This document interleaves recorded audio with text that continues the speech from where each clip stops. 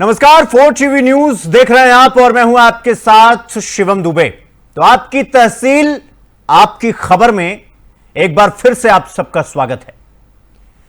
आपकी तहसील और आपकी खबर यह कार्यक्रम हमने कहा था आपसे कि हर दिन हम तीन मुद्दे उठाएंगे अलग अलग गांव के, जिन गांवों में मूलभूत सुविधाएं नहीं और अगर हैं तो तितर बितर, मतलब कहीं पर पानी नहीं, कहीं पर बिजली नहीं, कहीं पर पंचायत भवन नहीं, तो कहीं पर सड़क नहीं, कहीं पर शिक्षा नहीं।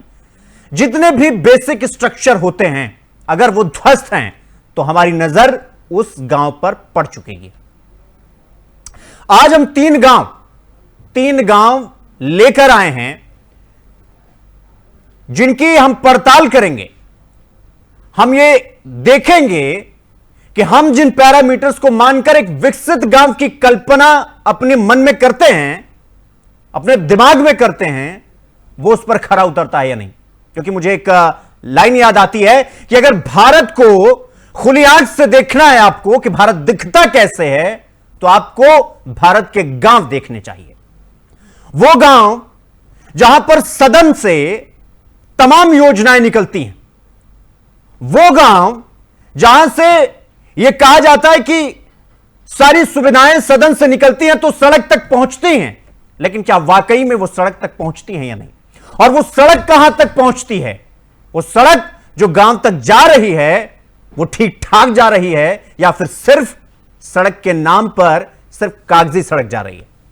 इसके लिए हमने ये प्रोग्राम आपकी तहसील आपकी खबर, हमारा मकसद ही यही था कि हम इसे बनाएं और इसके बाद आपकी जो समस्याएं हैं, जो आप उम्मीद रखते हैं कि आपकी आवाज कोई उठाए, आपकी आवाज सड़क से उठे तो सदन तक जाए, जिम्मेदार लोगों की जवाबदेही तय की जाए, उनके लिए आपके लिए आपको जो चाहिए, आपने जिसके लिए वोट किया, आपने जिसके लिए अपना प्रतिनिधि चुना, जो आपकी समस्याओं को उठाएगा और उसका निवारण करवाएगा, फिर चाहे वो ग्राम पंचायत सचिव हो, ग्राम प्रधान हो, ऑफिस सहायक हो, जिला पंचायत हो या बीडीओ अधिकारी हो, ब्लॉक अधिकारी हो, प्रशासन स्तर का अधिकारी हो, प्रदेश स्तर का अधिकारी हो या फिर केंद्र स्तर का अधिकारी हो, यानी सदन से और सड़क तक की दूरी, यह इसके बीच में जो अंतराल है वो बहुत बड़ा है। आमतौर पर आम लोगों के जो हाथ हैं वो उन तक पहुंच नहीं पाते हैं। इसलिए हम यहां बैठकर उन जवाबदेह लोगों की जवाबदेही तय करेंगे जिनका काम है कि वो इन मूलभूत सुविधाओं को गांव तक पहुंचाएं। हमारा मकसद यही था। हमने पिछले दिन से जब से प्रोग्राम शुरू किया आपके लिए, हमने आपसे वादा किया था कि हम आपकी आवाज हर दिन उतनी ही जोर शोर के साथ, उतनी ही ऊर्जा के साथ उठाएंगे और आपके साथ खड़े रहेंगे। तो आज हमने 3 गांव का जिक्र किया। पहला गांव है जालौन का, जहां पर हमने कुछ दिन पहले खबर चलाई थी और खबर यह थी कि खेत की पैमाइश के नाम पर लेखपाल महोदय एक बेबस और लाचार किसान से घूस खाते हैं। हमने एक खबर को बड़े ही प्रमुखता से उठाया था और हमारी खबर यानी 4 टीवी खबर का ही अब बड़ा असर देखने को मिला। यह हम क्यों कह रहे हैं? क्योंकि आमतौर पर इस तरह के जो घूसखोरी के मामले हैं वो आए दिन गली गली, सड़क सड़क, ऑफिस में कहीं पर जाइए तो आपको घूस देना पड़ता है। उसीलिए हम बैठे हैं, क्योंकि सैलरी और घूस एक साथ नहीं हो सकता है। सैलरी है तो काम करिए, घूस है तो घर जाइए, ईमानदारी से काम करिए। और इसी का हमने इस खबर को बड़ी प्रमुखता से उठाया, इसीलिए हमने कहा कि 4 टीवी खबर का बड़ा असर है ये जो हम आपको बता रहे हैं, जहां पर लेखपाल महोदय किसान से 70,000 रुपए के घूस लेते हैं। और उसके बाद हमने खबर को चलाया। उसके बाद असर क्या हुआ, एक बार आपको पहले का सुना देते हैं कि पहले जिस किसान ने लेखपाल महोदय को पैसा दिया था उसके पहले उसकी क्या शिकायत थी, और उसके बाद हम उसकी शिकायत को देखेंगे। उसके बाद फिर हम तमाम चीजों को लेकर आगे बढ़ेंगे। तो एक बार हम आपको वो बयान सुनवाते हैं। वो हमारे तहसीलदार साहब जो है सुबह 6 साढ़े 6 बजे हमारे घर आ गए हैं और लेखपाल साहब और तहसीलदार साहब ने जो है मिलकर हमको धमकी दी है कि तुम झूठ बोल रहे हो, हमने रुपया नहीं लिया है। तहसीलदार साहब ने कहा है कि तुम ये निर्णय को बदल दो तो हमें आपकी मतलब चक्रों में डलवा देंगे, और अगर नहीं बदलोगे तो हम चक्रों में डलवाएंगे।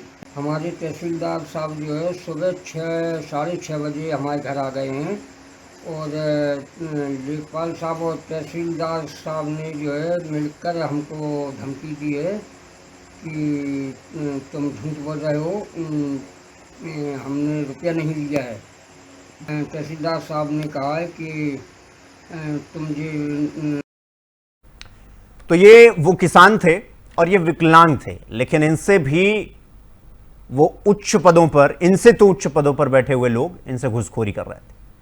अब हम, हमारे सहयोगी हमारे साथ जुड़ गए हैं, उनसे हम इस पूरी, ये जो पूरा खबर आप देख रहे हैं जिसका असर वो पड़ा है, वो क्या कह रहे हैं इस मामले को लेकर के, हम उनसे सवाल करेंगे। रोहित, आप मेरी आवाज सुन पा रहे हैं? रोहित, मेरी आवाज सुन पा रहे हैं आप? जी आ रही है जी। रोहित, ये जो खबर है जिसमें लेखपाल महोदय किसान से 70,000 रुपए का वो घूस लेते हैं, मैं ये जानना चाह रहा हूं कि ये पहले तो एक बार खबर बता दीजिए और इसके बाद हमारे खबर चलाने के बाद उसका क्या इंपैक्ट पड़ा, एक बार आप वो भी बता दीजिए। देखिए शुभम, ये बीते मंगलवार की बात है जब एक वायरल वीडियो हुआ जिसमें एक लेखपाल रिश्वत लेते नजर आ रहा है। उसकी जब वीडियो वायरल हुआ तो एसडीएम ने जांच तहसीलदार को सौंपी, जिस पर तहसीलदार ने अपनी जांच शुरू की, पर किसान कहीं ना कहीं उनकी जांच से खुश नहीं था। फिर उसने अपनी बात एसडीएम साहिबा से दोबारा रखी और जिलाधिकारी महोदय से बात करी। जब जिलाधिकारी से बात करी तो इसके बाद में 4TV की खबर का असर हुआ और हमारे ट्विटर हैंडल से भी काफी चीजें हुई वायरल वीडियो को। इसको देखते हुए डीएम ने तत्काल प्रभाव से उसको सस्पेंड कर दिया है। तो लेखपाल महोदय को सस्पेंड कर दिया गया? जी कर दिया गया। हाँ, चूंकि रोहित हम लगातार इसका जिक्र कर रहे हैं क्योंकि इस तरह की जो हम तस्वीरें देखते हैं जहां पर किसानों से या फिर किसी भी बेबस आदमी से अधिकारी बड़ी आसानी से ही घूसखोरी कर लेते हैं और लेकर के, चूंकि वो सिस्टम का हिस्सा है तो किसी को फर्क भी नहीं पड़ता है। लेकिन चूंकि इस तरह की खबर का जो असर है, इसको लेकर अब तक जो भी कार्रवाई हुई है, मैं ये जानना चाहता हूं कि लेखपाल महोदय का कोई पक्ष आया सामने अभी तक, उनका क्या कुछ कहना है? और क्योंकि खबर तो यह भी है दीक्षित जी की लेखपाल महोदय किसान पर दबाव बना रहे हैं कि आप जो है ये बोलिए कि आपने मुझे घूस नहीं दिया था, ऐसी भी कुछ खबर है? जी किसान ने, जब हम 4TV की टीम गांव पहुंची और किसान से बात करी तो उसने कहा कि लेखपाल महोदय दबाव बना रहे हैं, और लेखपाल महोदय प्लस तहसीलदार महोदय हमारे ऊपर दबाव बना रहे हैं कि अपना बयान वापस ले लो, जिसके चलते हम आपकी वो क्या नाम, आपका रोड की पैमाइश करा देंगे। तो यानी कि अगर ये खबर हमारे संज्ञान में ना आती या फिर मीडिया के संज्ञान में ना आती तो फिर तो अधिकारी तो मिल ही गए थे, खेल तो हो ही गया था, मतलब हाथी निकल गई थी, पूंछ बचा था। रोहित जी बिल्कुल सही कह रहे हैं आप। हालांकि किसान है, इतना जागरूक नहीं होता कि मीडिया तक अपनी बात कैसे ले जाए।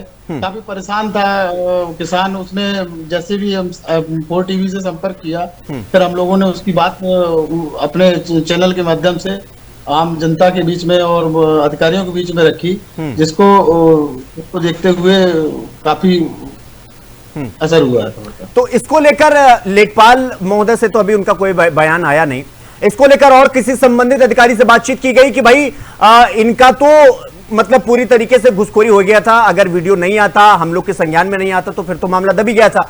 संबंधित अधिकारियों से बातचीत करने की कोशिश की आपने कि और जो जिम्मेदार लोग हैं जो किसान पर दबाव बना रहे हैं, उल्टा माफी मांगने के बजाय या फिर अपनी गलतियों को एक्सेप्ट करने के बजाय, किसी संबंधित अधिकारी से बातचीत और उनका कोई पक्ष? जी, एसडीएम महोदय से बात हुई, एसडीएम जो ज्योति सिंह है उनसे बात हुई थी। तो उन्होंने हालांकि कहा कि डीएम साहब तक मामला पहुंच गया है, और डीएम साहब ने जब ऐसा मामला डीएम साहब के संज्ञान में आया तो उन्होंने तत्काल प्रभाव से उसको सस्पेंड कर दिया गया। एक्चुअली एसडीएम के पास पावर सस्पेंड करने का नहीं होता है, ये पावर जिलाधिकारी महोदय के पास ही रहता है। नहीं, वो तो अंतिम प्रशासनिक पावर वो जिलाधिकारी के पास ही होता है, और एसडीएम एक्शन जरूर ले सकते हैं, लेकिन कार्रवाई के नाम पर अगर देखा जाएगा तो वो जिलाधिकारी के ही हाथ में होता है, अंतिम फैसला वही ले सकते हैं। लेकिन सवाल तो ये खड़ा होता है ना कि ये मंगलवार का मामला है, आज दिन होने को आ गया, शुक्रवार आज हो गया, आज जाके कार्रवाई हो रही है, यानी पूरा प्रयास किया गया मामले को दबाने का। अगर हमारी संज्ञान में ना आता या हमारी नजरों पे सामने ना आता तो फिर किसान पैसा दिया है, अधिकारी महोदय मानने को तैयार ना होते और उसको जब चाहते तब दबा देते। जी शिवम, ऐसा कुछ हाँ, हालांकि दबाव डालने का प्रयास किया, जिसमें पीड़ित ने अपनी बाइट में खुद बोला है कि हम पे दबाव डाला जा रहा है, पर उनके दबाव चला नहीं, पीड़ित के ऊपर उनका दबाव चला नहीं। कहीं ना कहीं हमारी खबर का असर हुआ है, और देखने में आया है कि हमारी खबर का बहुत अच्छा असर हुआ है, जिसको जिलाधिकारी महोदय ने संज्ञान लेते हुए तो तत्काल प्रभाव से उसको सस्पेंड किया है। ठीक है, संदीप आप हमारे साथ बने रहिएगा, रोहित माफ करिएगा, रोहित आप हमारे साथ बने रहिएगा। मैं अपने सहयोगियों से कहूंगा कि वो विजुअल चलाया जाए जिसमें अधिकारी महोदय जी, यही अब इन तस्वीरों को देखिए एक बार वो विजुअल चलाया जाए जिसमें लेखपाल महोदय बड़ी आसानी से फुल फ्लेज में चलाइए, जिसमें वो घूस ले रहे हैं। एक बार वो विजुअल चलाइए ताकि पूरा देश देखे कि किस तरह से एक विकलांग किसान जो शायद चलने में असमर्थ हो, बोलने में असमर्थ हो, या किसी प्रकार का उसके अंदर, विकलांग भी नहीं कहना चाहिए, हमें दिव्यांग कहना चाहिए, लेकिन यह तस्वीर आप देखिए और इस बात का अंदाजा लगाइए। इसीलिए हम आपको चीख चीख कर कह रहे हैं कि वो आवाज जो आमतौर पर अधिकारी के ऑफिस के गेट के बाहर पहुंचते ही दम तोड़ देती है, वो आवाज अधिकारी के कानों तक पहुंचाने का काम और फिर उस पर एक्शन करवाने का काम हमारा है। इसीलिए हम आपसे कह रहे हैं कि आपकी आवाज हम बनेंगे, माध्यम हम होंगे, और कोई अधिकारी, कोई बड़े से बड़ा अधिकारी, चाहे वो निचले स्तर का हो या अपने आप को बड़े स्तर का समझता हो, वो बच के बिल्कुल नहीं जा पाएगा। इसीलिए हमने आपसे कहा।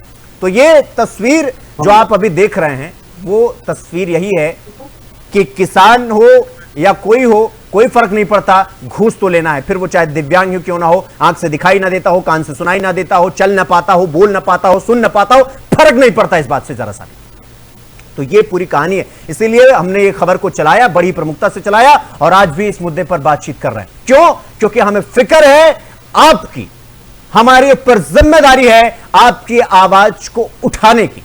और इन पर लेखपाल महोदय भी सस्पेंड हो गए हैं, और ऐसे जितने भी अधिकारी हैं जो ये सोचकर अपने दिमाग में ये फितूर पाल के बैठे हैं कि वो मनमानी तरीके से किसी को भी परेशान कर देंगे, किसी को भी हैरान कर देंगे, और जो चाहेंगे वो मनमानी तरीके से कर लेंगे, तो इस मुगालफे में वो ना रहे, इस मुगालफे में वो ना रहे। अगर हमारे सामने, अगर हमारे पास खबर आ गई तो फिर अधिकारी महोदय सख्ते में आ जाएंगे। तो ये 4 टीवी खबर का बड़ा असर आपको हम दिखा रहे हैं। अब हम आगे बढ़ेंगे, अब हम दूसरी बड़ी खबर की ओर बढ़ेंगे, और दूसरी बड़ी खबर क्या है, एक बार आपको उससे भी रूबरू करवा देते हैं।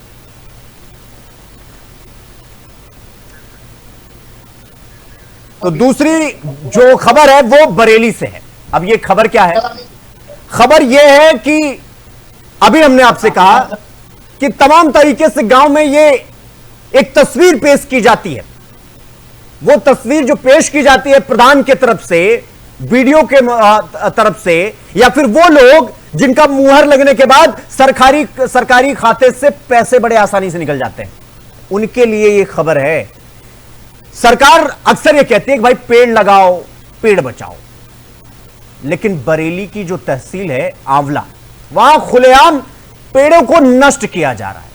मतलब सड़क नष्ट किया, बिजली को नष्ट किया, पानी नलों तक पहुंचा नहीं, शिक्षा तो दूर दूर तक छोड़ दो, कोई लेना देना ही नहीं है, लेकिन अब पेड़ों को भी नहीं बख्शा जा रहा है। पेड़ों की भी कटाई हो रही है। मैं चाहूंगा अपने सहयोगियों से कहूंगा कि एक बार लूप में वो भी चलाया जाए कि किस तरीके से वहां का जो नजारा है एक बार वो दिखाया जाए। खुलेआम पेड़ों को नष्ट किया जा रहा है, किसी का डर नहीं, किसी का कोई भय नहीं, जरा सा भी भय नहीं। क्या फर्क पड़ता है, एक पेड़ ही तो है, काट दिया जाएगा, कोई फर्क नहीं पड़ता है, सड़क ही तो है, अपने घर की सड़क अच्छी है ना, फिर क्या दिक्कत। ये देखिए ये तस्वीर देखिए और आप अंदाजा लगाइए कि गांव का हाल क्या होगा। और फर्क नहीं पड़ता है क्योंकि प्रधान जी प्रधान बन गए तो 5 साल तक कोई चिंता की बात नहीं है, 5 साल तक कोई चिंता की बात नहीं है। अधिकारी महोदय एक बार सरकारी पद पर विद्यमान हो गए तो फिर उन्हें किसी बात की चिंता नहीं है। सर मैं हट जाऊं? जी हेलो जी दीपक, आपका बहुत बहुत धन्यवाद हमसे जुड़ने के लिए और पूरी खबर पूरी जानकारी हमारे साथ साझा करने के लिए। तो बरेली की कहानी हम आपको बता रहे हैं, यहां पर पेड़ों की कटाई चल रही है, किसी को कोई फर्क नहीं पड़ता। और फर्क पड़े भी कैसे, प्रधान जी 5 साल के लिए विधायक बन गए, बीडीओ अधिकारी हमेशा के लिए अधिकारी बनी गए हैं, पंचायत जिला पंचायत बन गए, 5 साल बाद चुनाव आएगा, फिर वो भी आ जाएंगे लास्ट के 6 महीने में आपके घर सौर ऊर्जा लगवाने और एक लैंप लगवाने, जहां आपके घर के दरवाजे पर रोशनी टपकने लगेगी। प्रधान जी हाथ जोड़ लेंगे, जिला पंचायत सचिव हाथ जोड़ लेंगे, सब हाथ जोड़ लेंगे और सब ठीक हो जाएगा। लेकिन सब कुछ ठीक नहीं होगा क्योंकि कोल्ड स्टोरेज में आप ये समझिए आप क्या हालात है, क्या हालत है, हालत और हालात दोनों समझिए कि कोल्ड स्टोरेज में आपने सुना होगा कि लगभग 4-5 गांव मिला करके एक कोल्ड स्टोरेज बनाया जाता है। जहां तक हमारी जानकारी, हमारा जो ज्ञान चक्षु कहता है वो ये कहता है कि 4-5 गांव अगर हैं, छोटे हैं तो 7-8 गांव हो जाते हैं, और अगर बड़े बड़े गांव हैं तो 5-6 गांव में एक कोल्ड स्टोरेज बनाया जाता है जिसमें जो सब्जियां होती हैं जैसे आलू हो गया, प्याज हो गया, उनको रखा जाता है, सुरक्षित रखा जाता है, सड़ने गलने से बचा जाए। लेकिन क्या हो अगर उसे फ्रीजर में तब्दील कर दिया जाए, अगर दूध रखे जाने लगे, उसका किराया आने लगे, तो क्या स्थिति होगी। क्या हो कि पेड़ों को धड़ाधड़ धड़ल्ले से काटा जाए, कोई फर्क ना पड़े। वही हो रहा है, खुलेआम पेड़ों को नष्ट किया जा रहा है, जबकि वन विभाग एक्टिव है, सो कॉल्ड वन विभाग पूरी तरीके से एक्टिव है, लेकिन वन विभाग भी कैसे एक्टिव है, पेड़ कटते जा रहे हैं, किसी को कोई फर्क नहीं पड़ रहा है। आएंगे अधिकारी कि भाई वन विभाग वाले कि पेड़ कैसे काटे जा रहे हैं, तो फिर पकड़ा दिया जाएगा, वो लौट जाएंगे। और अब आपको कुछ बयान सुनवाते हैं एक बार कि पेड़ों की कटाई कैसे हो रही है और कोल्ड स्टोरेज के हालात क्या हैं, हालत क्या हैं। एक बार पहले आप वो सुन लीजिए, उसके बाद हम आगे बढ़ेंगे। हाँ, शहतूत का पेड़ लगाया, नीम का पेड़ लगाया। किसके नाम लगाया?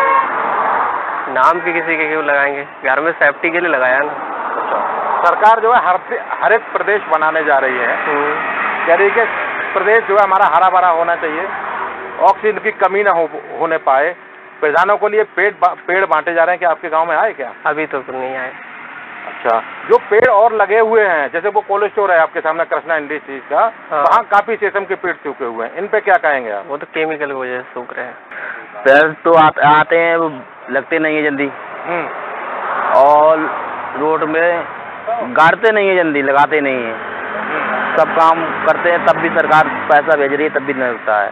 इतना सरकार जो है करोड़ों का रुपया खर्च कर रही है, पैसा खर्च कर रही है, पेड़ मुफ्त में बांट रही है जी, फिर भी जो है नहीं मिल रहा है, पेड़ नहीं लग पा रहे हैं। और जो लगे हुए हैं उनकी सुरक्षा देखभाल नहीं हो पा रही, देखभाल नहीं हो रही सर। कोई पेड़ नहीं लग रहा है इस समय। मतलब हम ही लोग लगा रहे हैं, अपने प्राइवेट ले लेंगे, प्राइवेट खरीद कर पेड़ लगा रहे हो? हाँ, पेड़ लगाए हैं हमने, 200 पेड़ इसके लगाए हैं अभी। पीछे आपका पेड़ लगा, ये तो बहुत अच्छा लगा है। और ये शीशम का सब काका का पेड़ ये सरकारी मिला था, वहाँ से उठा के लाए थे। अच्छा, जो कोल्ड स्टोर है, कोल्ड स्टोर में जो दूध का कोल्ड स्टोर है, उसके आगे जो पेड़ सूख गए शीशम के, केमिकल का पानी जाता है उसमें से, प्लांट में से।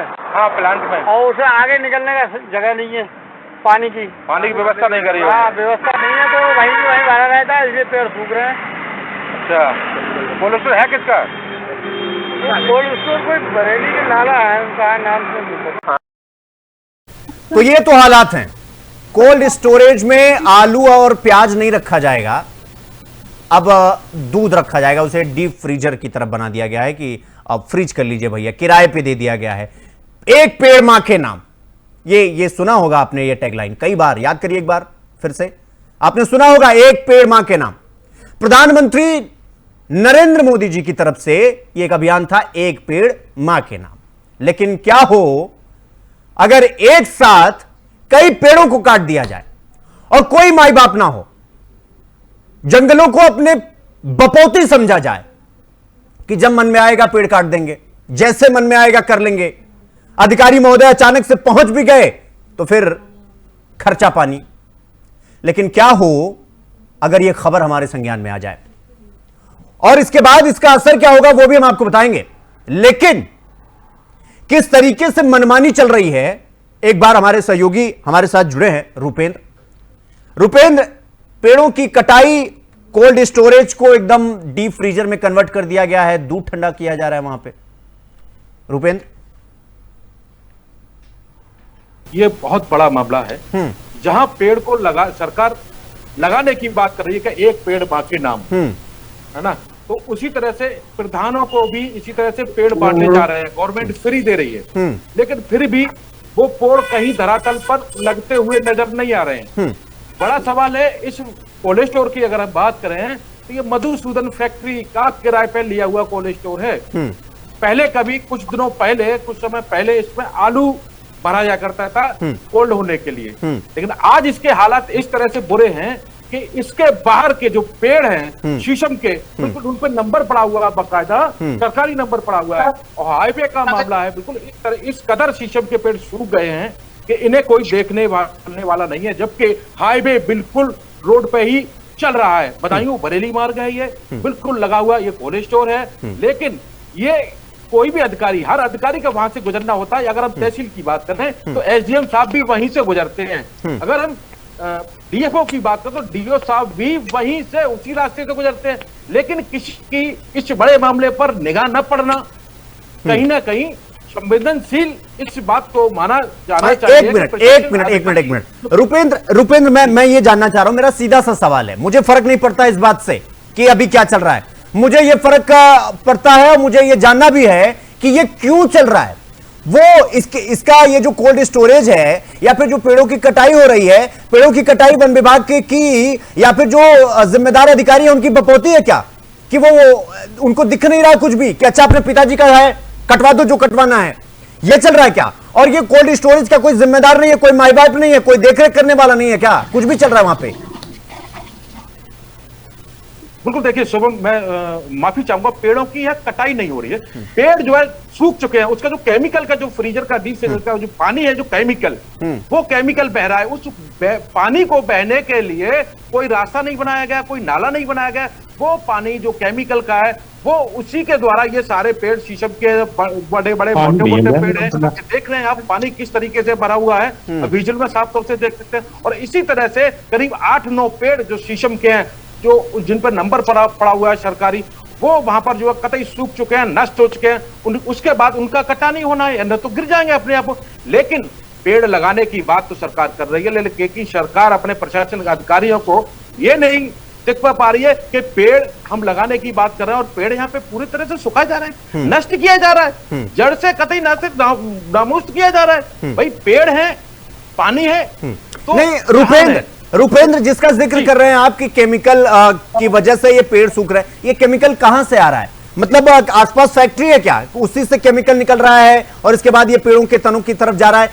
आसपास फैक्ट्री है या फिर ये केमिकल आ कहां से रहा है? तो मैं आपको बताना चाहूंगा, ये एक ही कोल्ड स्टोर है, कोई आसपास कोई फैक्ट्री नहीं है। बराबर में थोड़ी दूर पर 100 मीटर की दूर पर एक स्कूल है प्राइवेट, उधर खेती हो रही है, वहां पर भी नुकसान हो रहा है। लेकिन उन्होंने कोल्ड स्टोर डीफ्रीज करने से पहले, यानी फ्रीजर बनाने से पहले, ये इनके लिए पानी का निकास जो केमिकल जा रहा है वो कहाँ जाएगा? वो पेड़ों में ही जाएगा ना, क्योंकि और कोई रास्ता है नहीं वो पानी के लिए। वो उन्होंने नाला भी नहीं बनाया पहले इनके लिए, कुछ ना कुछ अपना जैसे बॉयलर होते हैं फिल्टर करने के लिए, इस तरीके का कोई इन्होंने औपचारिक कदम नहीं उठाया गया है। पूरी तरह से इसी तरह से रोड पे खुले आम पानी छोड़ दिया गया है। अभी वहां भरा हुआ है, अभी कुछ समय पहले फिर पानी आगे बढ़ेगा तो फिर पेड़ नष्ट होंगे। बड़ा सवाल तो ये ना। और डीएफओ से इस चीज की बात करने पर तो डीओ साहब ने साफ कह दिया कि मैं ये प्रस्ताव जो है डीएम साहब के पास रखूंगी। क्या डीएफओ का फर्ज नहीं बनता था कि हम वहां जाके देखें 8-9 पेड़ जो है माँ के नाम, और दूसरा यहाँ 8-9 पेड़ों की समस्या है। नहीं तो रुपेंद्र, जो जिम्मेदार अधिकारी हैं उनसे बातचीत करने पर उनका क्या कहना था कि वो अधिकारी तक ये बात रखेंगे? बिल्कुल, डीएफओ साहब ने यही कहा है कि हम अधिकारी डीएम साहब के पास रखेंगे। भाई जिले, आप फॉरेस्ट के जिले के मालिक तो आप हैं, आप डीएम के साथ, डीएम साहब अपना विभाग देंगे, आप अपना विभाग देखिए ना। लेकिन सीट, इस गर्मी में, भीषण गर्मी में सीट नहीं छोड़ना चाहता कोई अधिकारी। किसान ही है जो सर पे साफा बांध के पूरे दिन खेत में मेहनत करता है, लेकिन ये अधिकारी एसी से निकल के कहां जाए? गर्मी लग जाएगी, पसीना आ जाएगा इनको। नहीं तो रुपेंद्र, ये जो जिम्मेदार अधिकारी हैं जो ये कह के कि हम जिलाधिकारी महोदय के सामने इस बात को रखेंगे, उनका कोई फर्ज नहीं पड़ता क्या? फिर वो अपने पद पर विद्यमान क्यों? वो छोड़ दें, जब मामला जिलाधिकारी तक ही जाना है तो फिर वो छोड़ दें अपनी तरफ से। इसको लेकर कोई सवाल किया आपने कि फिर आप अपने पद पर विद्यमान बने क्यों हैं साहब? अगर आपका कोई लेना देना नहीं है और आपके हाथ में कुछ नहीं है तो फिर आप घूम क्यों रहे हैं? और वन विभाग कब से जिलाधिकारी देखने लग गए? बिल्कुल, डीओपो साहब का साफ जब सवाल किया गया तो उनका साफ तौर से यही कहना था कि हम एरिया के इंस्पेक्टर को भेजेंगे, दिखवाएंगे। यानी वीडियो साक्ष्य में हमने उनको दिखाया। मैंने देखिए, मैं ये वीडियो है और ये पूरे साक्ष्य है। ये कैसी कार्रवाई होगी, कब होगी, क्यों होगी, आप डीएफओ से दिखवाएंगे। डीएफओ से भी मैंने बात की तो उन्होंने कहा कि हम जाके दिखवाएंगे, लेकिन जवाब कुछ नहीं। जी को तो एसी कौन छोड़े साहब, एसी कौन छोड़े? पैसा मिल रहा है, सरकारी नौकरी आ रही है और ऊपर से भी जो आ रहा है ना, एसी कौन छोड़ के जाए? इतनी भीषण गर्मी में अधिकारी, आप जिले के डीएफओ हैं, क्यों निकल के जाएंगे? नहीं तो रुपेंद्र, ये जो कोल्ड स्टोरेज है इसका कोई देखभाल करने के लिए तो होगा, उसे तो पता होगा कि यहां से जो केमिकल निकल रहा है वो इन वृक्षों को लग रहा है, और ये वृक्ष जो सूख रहे हैं वो सब धृतराष्ट्र है क्या? हुआ उन्हें कोई आंख से दिखाई नहीं देता है कि उन्हें तो पता होना चाहिए कि भाई ये जो केमिकल निकल रहा है फैक्ट्री से, इसकी कोई निकासी होनी चाहिए। तो हम, हाँ, जो कोल्ड स्टोर के जो मालिक है और जो मधुसूदन के जो मालिक है, जो बाशिंदे बने बैठे हैं, ये सब बड़े आदमी, इन्हें छोटे पेड़ तो बहुत छोटे नजर आते हैं ना। पेड़ों पे ध्यान कहाँ है इनका? इनका तो सिर्फ पैसे कमाई पे, बिजनेस में, व्यापार पे ध्यान है। ये पेड़ों पे ध्यान कौन देगा? पेड़ों पे तो केवल सरकार कर रही है ना। ये क्या कर रहे हैं? इन्हें तो तनख्वाह मिल ही रही है साहब, उसी रोड से गुजरना है, उसी रोड से आना है, लेकिन पेड़ों की तरफ निहारना नहीं है, क्योंकि वो सूख चुके हैं। अब वो किसी काम करी, वो जलने लायक रह गए हैं। अब वो ऑक्सीजन कहाँ देंगे भाई? तो तो आपने पहले ही से दिया उनको। और इसके रुपेंद्र, इस केमिकल की चपेट में अनुमानित या लगभग कितने पेड़ हैं इसकी चपेट में? अनुमानित की अगर बात करें तो 10-12 पेड़ इस तरह के जो शीशम के हैं, जो पूरी तरह से ही सूख चुके हैं और उन पर बाकायदा सरकारी नंबर पड़ा हुआ है, खुदा हुआ है। लेकिन कोई सरकारी मुलाजिम भी तो इस चीज को देखे, गुजरना उसी रोड से है, लेकिन क्या सब ठंडे बस्ते में? अभी खबर चलेगी, 2 दिन बाद हम लोग भी शांत हो जाएंगे और आराम से उनके लिए पैकेट पहुंचेगा, खत्म हो जाती है। लेकिन वो ऐसे नहीं छोड़ेंगे। ठीक रुपेंद्र, बहुत बहुत धन्यवाद आपका हमसे जुड़ने के लिए और इस खबर को हमारे साथ साझा करने के लिए, हम तक पहुंचाने के लिए। कोल्ड स्टोरेज में दूध ठंडा किया जाता है। अब ऐसी स्थिति में आप अनुमान लगाइए कि केमिकल जो निकल रहा है फैक्ट्री से वो पेड़ों को लग रहा है और पेड़ उसकी वजह से सूख रहे हैं, लेकिन किसी को कोई फर्क नहीं पड़ता। एक पेड़ मां के नाम प्रधानमंत्री जी कह देते हैं और फिर अधिकारी एक पेड़ लगाते हुए बड़ी सी फोटो आती है और किसी बड़े अखबार में सोचते हैं कि हाथ मेरा भी हो उस पेड़ को लगाने में, लेकिन जो पेड़ खड़े हैं उनकी कोई इज्जत नहीं। क्यों? क्योंकि वहां फोटोग्राफी नहीं हो पा रहा है ना, इस वजह से। तो ये तो हालात है दूसरी खबर की। अब बढ़ेंगे हम तीसरी खबर की ओर। तीसरी खबर है यूपी यानी उत्तर प्रदेश के हमीरपुर जिले से। हमीरपुर जिले से यह खबर है जहां पर नरक जैसा जीवन, नरक जैसा, जब मैं ये कहता हूं नरक जैसा, तो नरक जैसा जीवन जीने पर इस गांव के लोग मजबूर हैं। मैं चाहूंगा कि बगल में वो विजुअल भी चलाए जाएं कि मैं क्यों कह रहा हूं कि नरक, मतलब अगर मैं कह दूं कि नरक में गांव या गांव में ही नरक तो गलत नहीं होगा। अब देखिए, मॉनसून चल रहा है, बारिश लगातार हो रही है और ये नजारे देखिए, किसी के घर के पीछे से तो किसी के घर के आगे से। यहां खड़ा नहीं हुआ जा सकता है, चलना तो छोड़ दीजिए, यहां खड़ा नहीं हुआ जा सकता है। ये देखिए हालात, देखिए, मतलब घर के बाहर निकलते ही आप मलबे में चले जाइएगा। कहते हैं ना गड्ढे में सड़क या सड़क ही गड्ढे में, तो आप डिफरेंस करके बताइए। इन तस्वीरों को देखिए, घर के आगे सोचिए यहां से कोई बाइक गुजरे तो गुजरे कैसे, और 4 व्हीलर अगर गुजर भी गई तो फिर उसे ले जाकर के 2 दिन धुलना पड़ेगा, और फिर वापस आ गई तो फिर उसका सर्विस करवाना पड़ेगा। ये तो हाल है। लेकिन सवाल तो ये भी है ना कि इस गांव का भी तो कोई जिम्मेदार होगा, इस गांव का भी तो कोई ग्राम प्रधान होगा, इस गांव का भी तो कोई ग्राम सचिव होगा, ऑफिस सहायक होगा, उप प्रधान होगा, बीडीओ अधिकारी होगा, बीडीसी होगा, कोई तो होगा जो इसकी देखरेख करे। ये देखिए तस्वीर है, आपको युगांडा नजर आएगा, युगांडा, बुरुंडी एक देश है, उसका शहर है बुरुंडी। वहां पर आप चले जाएंगे तो आपको लगेगा कि जीवन मतलब कहते हैं बद से बदतर हो जाना। तो ये ऐसी तस्वीर, और ये घबराइए मत, ये कोई हम आपको विदेशों की तस्वीर नहीं दिखा रहा है, किसी गरीब देश की, जैसे बुरुंडी, युगांडा, ये सारे जो देश हैं वहां की तस्वीरें नहीं है। ये उत्तर प्रदेश हमीरपुर की तस्वीरें हैं, हमीरपुर जिले से एक गांव की हैं कि इस गांव में मतलब नर्क में है गांव या गांव में ही नर्क है। अब आप देखिए सड़क के पीछे से बड़े बड़े गड्ढे कि बच्चे समा जाएं इसमें, यानी कि अगर कोई बड़ी दुर्घटना घट जाए तो कौन जिम्मेदारी लेगा इसका। लेकिन हम जिम्मेदारों से सवाल करेंगे और उनसे पूछेंगे भी कि इस गांव की हालत और हालात ऐसे क्यों हैं। लेकिन उससे पहले कुछ गांव के लोग हैं, एक बार आपको सुनवाते हैं कि वो क्या कुछ कह रहे हैं, उनका क्या कुछ अपना पक्ष है। हमारी सब रास्ताएं जो है सब कीचड़ से भरी भरी है, यानी पैदल नहीं निकल सकते, जानवर तो बहुत दूरी है। अगर तन को दिक्कत आ जाए, गिर जान तो हाथ पैर भी टूट सकते, खांचा के खांचा है।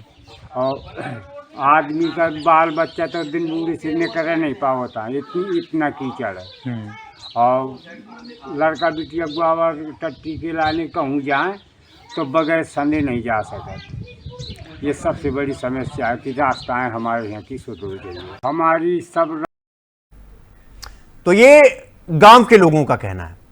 मुझे वो गीत याद आता है कि कभी बेबसी ने मारा, कभी बेकसी ने मारा, हमें मौत से गिला नहीं है, हमें जिंदगी ने मारा। इस गांव में जिंदगी लोगों को मार रही है। जो मर जाएगा वो मुझे लगता है इस गांव से बच जाएगा, इस गांव की हालात से बच जाएगा, क्योंकि जो ये जिंदा बचेगा वो हर दिन मरेगा। वो कभी गिरेगा, उसका पैर टूट जाएगा, कभी भगवान न करे कोई बड़ी घटना घट जाए तो कोई जिम्मेदार नहीं होगा जो जिम्मेदारी ले सके। तो ये तो हालात है। और हमारे सहयोगी जिन्होंने इस गांव में जाकर हकीकत को परखा है, टटोला है, वो हमारे साथ जुड़े हुए हैं। हमारे सहयोगी हमीरपुर से सर्वेश सोनी हमारे साथ जुड़ गए हैं। सर्वेश, ये सीधा सा सवाल पूछता हूं आपसे कि ये जो नरक रूपी गांव है, ये गांव में नरक है या नरक में ही गांव है? सर्वेश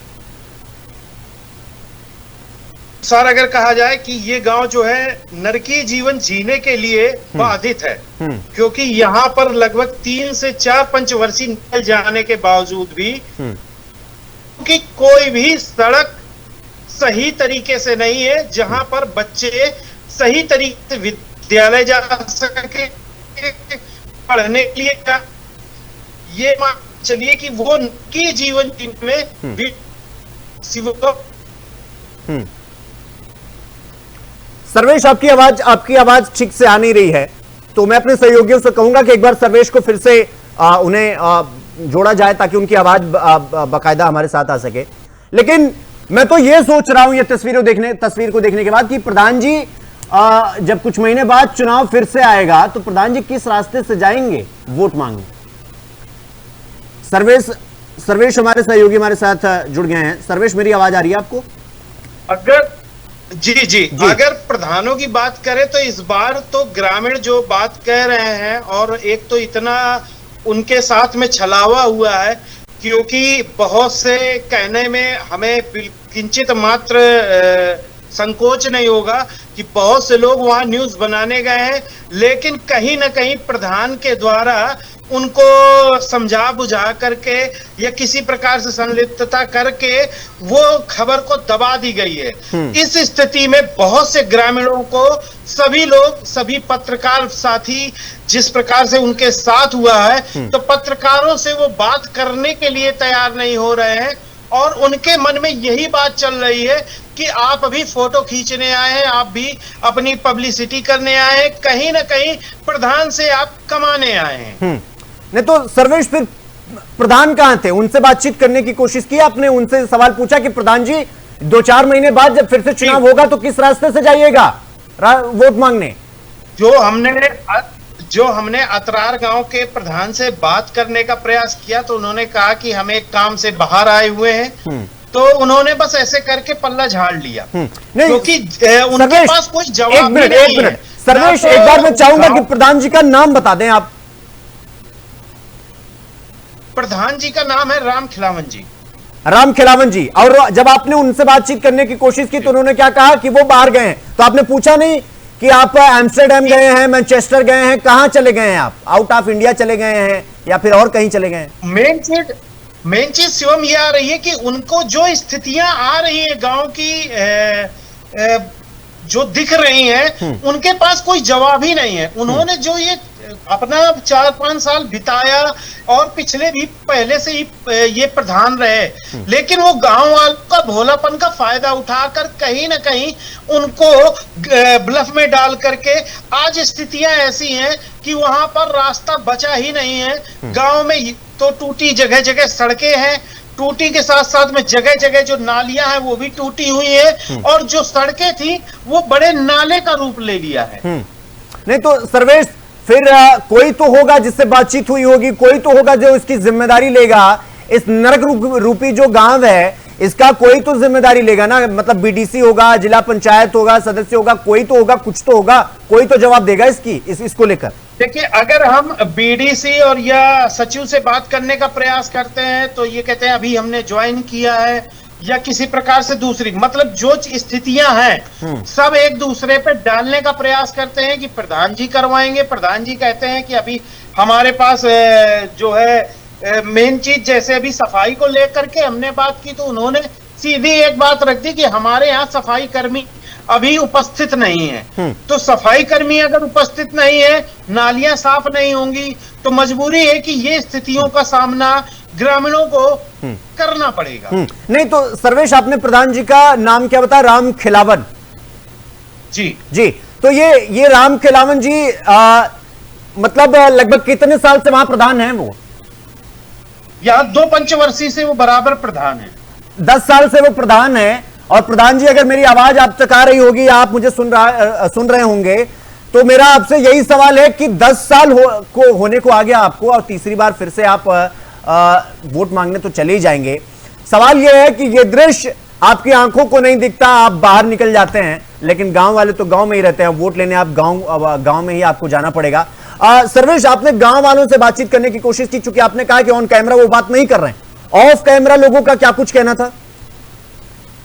देखिए, अगर ग्रामीणों से हमने बात की, कुछ महिलाओं से बात की, तो एक तो उन्होंने सबसे बड़ी जो समस्या उनके बीच आ रही है, जल की समस्या आ रही है सिर्फ, क्योंकि जो सड़कों का ये बेहालपना है, वो नमामि गंगे योजना के तहत जो घर घर पे पानी के पाइपलाइन डाले गए हैं, उसकी वजह से सारी सड़कें खुदी हुई है। और जैसे ये बारिश स्टार्ट हुई है तो वो जो खुदी गड्ढे थे, खुदी सड़कें थी, वो मलबे का रूप ले लिया है। और दूसरी स्थिति ये आ रही है कि जिस प्रकार से जो है ग्रामीणों को पानी की आवश्यकता है, उस आवश्यकता में कीचड़ में इतना ज्यादा हो गया है कि महिलाओं को टाइम से खाने पीने का पानी तक नहीं मिल पा रहा है। और हमने ग्रामीणों से और भी बात की, तो ग्रामीणों ने सर्वेश, चूंकि अब हम मूलभूत सुविधाओं पर और मूलभूत जो समस्या है उस पर जिक्र कर ही रहे हैं, आपने पानी का जिक्र छेड़ दिया, तो मैं पूछना चाहूंगा कि इस गांव को देखकर तो लगता नहीं है कि कहीं पर ढंग से प्रधान जी ने शौचालय बनवाया होगा, या प्रधानमंत्री जी की बाकी सपनों को उन्होंने साकार किया होगा, जैसे हर घर नल के जरिए जल पहुंचाने की बात उन्होंने साबित कर दी कि पाइप तो लगवा दिया, गांव जो अच्छा खासा था उसे उखाड़ दिया, लेकिन वो बंद करना ही भूल गए। मेन चीज शिवम ऐसी बात आ रही है कि जो माननीय प्रधानमंत्री नरेंद्र मोदी जी हैं और हमारे उत्तर प्रदेश के जो मुख्यमंत्री है माननीय योगी जी, उन्होंने जो नमामि गंगे योजना के तहत ये वास्तविकता है कि उन्होंने घर घर तक नल के कनेक्शन दिए, लेकिन जो बीच का भ्रष्टाचार है वो कहीं ना कहीं घरों में पानी नहीं पहुंचा पा रहा है। जो उनकी ये योजना है वो कहीं ना कहीं उनकी योजनाओं पर ये पलीता नजर लगाते हुए नजर आ रहे हैं। नहीं सर्वेश, और ये तो हम स्थिति और शौचालय का जिक्र कर रहे हैं। मैं जानना चाह रहा हूं कि बिजली पहुंच रहा है नहीं पहुंच रहा है इस गांव में, सड़क ठीक ठाक तो दिख नहीं रही है, सड़क तो छोड़िए, सड़क तो मलबे में तब्दील हो गई है, यहाँ ग्राम पंचायत बना है या नहीं बना है, पानी तो आपने बताया पहुंच नहीं रहा है, शिक्षा के लिए स्कूल जो है वो बनवाए गए नहीं बनवाए गए हैं। हाँ शिवम, एक जो सबसे महत्वपूर्ण बात है वो ये हमें समझ में आई कि गांव के लगभग 20% लोग इन स्थितियों को देख करके गांव छोड़कर अपने मकानों में ताला लगा करके पलायन कर चुके हैं। जो सिर्फ जो है ये स्थितियों के कारण, क्योंकि ना तो उनकी ऊपर सुनाई हो पा रही है, ना वो बच्चों को पढ़ा पा रहे हैं, तो कहीं ना कहीं भाई जो बुंदेलखंड एरिया है, ये हमीरपुर का बुंदेलखंड एरिया है, वो कहीं ना कहीं कई चीजों से हमेशा शिवम ग्रसित रहा है। कभी वो बाढ़ की मार से, कभी वो सूखे की मार से, और जब उसकी फसल तैयार होती है तो उस फसल तैयार होते होते तुरंत जो है, अभी हाल ही में आग लगी थी, करीब 1300 बीघा खेत जल गए थे। उन खेतों में ये गांव भी प्रभावित हुआ था, और उस प्रभावित होने के कारण यहाँ के किसान की काफी बुरी स्थिति आई थी। हालांकि सरकार ने, उनके यहाँ के जो जिलाधिकारी महोदय हैं, उन्होंने बराबर उनका सपोर्ट किया, और कहीं ना कहीं जो उनको एक राहत राशि को देना चाहिए बीघे के हिसाब, उन्होंने दिया। लेकिन अगर प्राकृतिक आपदाओं के तहत कहा जाए तो किसान कहीं ना कहीं बराबर यहाँ पर, मतलब कहीं ना कहीं वो कोई ना कोई आपदा का शिकार बना होता है। या तो कभी अप्राकृतिक आपदाओं का शिकार होता है, या तो किसी का शिकार होता है। और इस समय जो प्रधान निरंकुश है, वो प्रधान की आपदा का जो उसने आपदा ये बना रखी है, उसके ऊपर जो है वो शिकार बना हुआ है। इसकी वजह से बहुत से ऐसे किसान हैं जो उस गांव के पलायन कर चुके हैं। वो उनके पास बहाना है, जैसे हमने बात किया, उन्होंने कहा कि हम बच्चों के पढ़ाने की वजह से, क्योंकि बच्चे यहाँ तक कोई विद्यालय की गाड़ियां आती नहीं है, और जो भी विद्यालय है वो यहाँ से एक प्राइमरी और जूनियर के हैं। जो हमारी बच्चे 9th में हैं, 10th में हैं, उनको पढ़ाने के लिए मजबूरी है कि, और रास्ता नहीं तो सर्वेश, कि अगर एक बार सर्वेश बच्चे अगर बच्चे को लेकर गाड़ी गांव में आएगी तो फिर स्कूल को लेकर गांव में आना पड़ेगा, क्योंकि गाड़ी तो बाहर जा नहीं पाएगी। अब सवाल ये सर्वेश, मैं आपसे ये विनती भी करूंगा, और ये मैं आपसे कहूंगा कि एक बार प्रधान जी का नाम, गांव का नाम, पंचायत और पोस्ट जो कुछ भी है, एक पूरी डिटेल एक बार आप बता दीजिए पूरी तरीके से। उसके बाद जो इससे संबंधित अधिकारी होंगे, अगला नंबर उनका होगा, क्योंकि अब ये गांव हमारी नजर में आया है तो सभी अधिकारी की जिम्मेदारी तय की जाएगी। तो एक बार क्रमवार तरीके से आप प्रधान जी का नाम, गांव का नाम, पोस्ट क्या है, कहां का ये पूरा लोकेशन है, एग्जैक्ट बताइए। जी, ये गांव जो है सुमेरपुर विकास खंड के अंतर्गत जो मौदाहा तहसील है, मौदाहा तहसील के अतरार गांव का मामला है। इनके जो प्रधान है वो राम खिलावन जी हैं, और जो ये गांव है, ये गांव जो है मुख्य जो तहसील से अपनी मात्र 9 किलोमीटर दूर पर है, और रोड से लगा हुआ गांव है।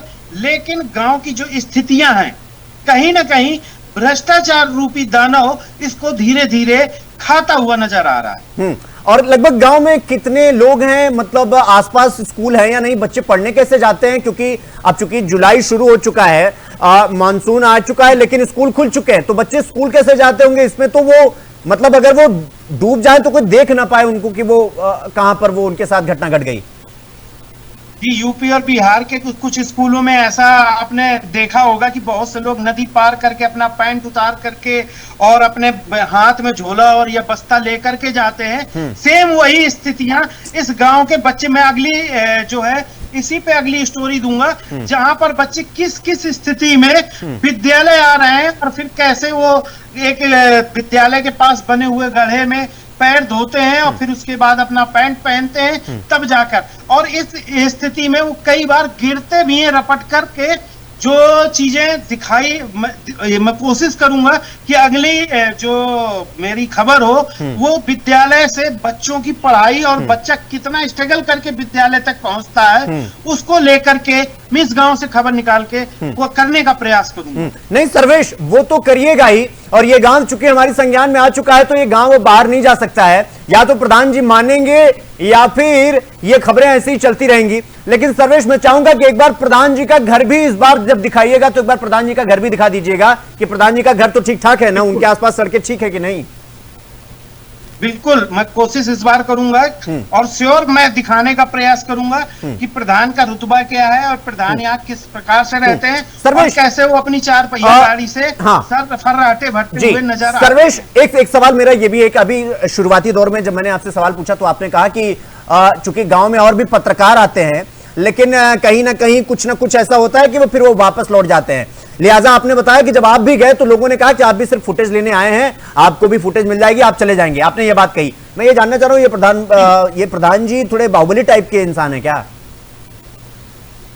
बाहुबली क्या, सारा सिस्टम का खेल होता है और बहुत से ऐसे लोग हैं जो मैनेज हो जाते हैं और मैनेज होने के साथ साथ में वो जो है खबर को दबवाने का प्रयास करते हैं, कहीं ना कहीं संपर्क करने का प्रयास करते हैं कि अरे आप परेशान ना होइए, आपको क्या करना है आप आइए, और ये सारी चीजें ये। हालांकि इन चीजों से क्या होता है कि जो पत्रकारिता का एक विश्वास है लोगों पे, जो हम लोग चौथा स्तंभ माने जाते हैं, कहीं ना कहीं कुछ लोगों की वजह से हम लोगों के ऊपर भी उंगलियां उठने का कार्य होती हैं, जिसको हम लोग बरकरार रखने के लिए। जब आप गांव में गए तो ऐसा आपको भी कहा गया कि कुछ मामला शांत रहिए, आप भी आराम से रहिए, कोई दिक्कत नहीं है, ऐसे कोई ऑफर्स आपको भी मिले?